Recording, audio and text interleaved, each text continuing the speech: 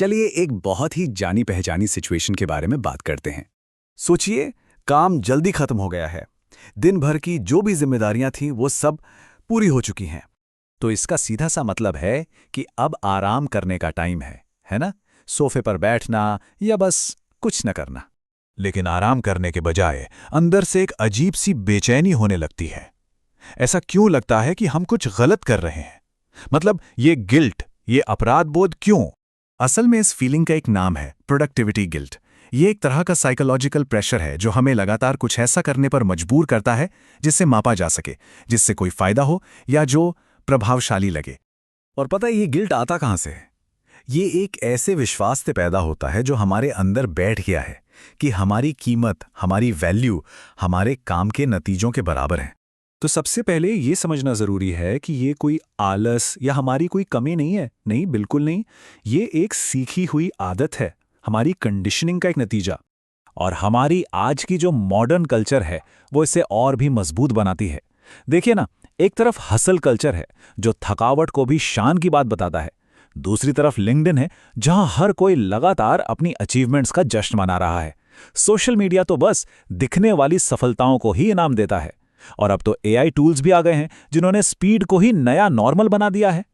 तो ये प्रेशर हमारी रोज की जिंदगी में दिखता कैसे है?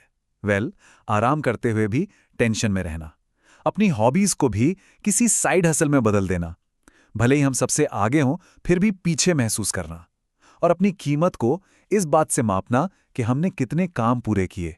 साइकोलॉजिकल लेवल पर देखें तो ये सब तब होता है जब हमारी पहचान हमारे परफॉर्मेंस के साथ एकदम घुल मिल जाती है। तो जैसे ही हम कुछ प्रोडक्टिव करना बंद करते हैं, हमारा दिमाग धीरे से पूछता है, अगर कोई नतीजा नहीं तो फिर किसी की पहचान क्या है? यहीं पर दो अलग अलग माइंडसेट की टक्कर होती है।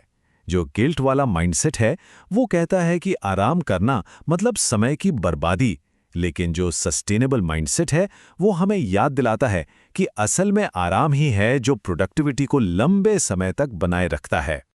और जब आराम करना ही अनसेफ लगने लगे, असुरक्षित महसूस होने लगे, तो इसका नतीजा बहुत खतरनाक हो सकता है। बर्नआउट होना लगभग तय है। तो इसका हल कम काम करना नहीं है।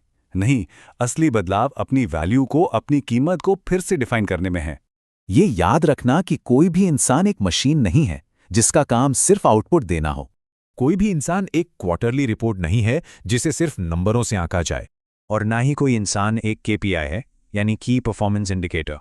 आज की दुनिया में जो हमारे ध्यान और हमारी स्पीड से पैसा कमाती है, वहां बिना किसी गिल्ट के आराम करने का फैसला लेना अपने आप में एक मनोवैज्ञानिक विद्रोह है।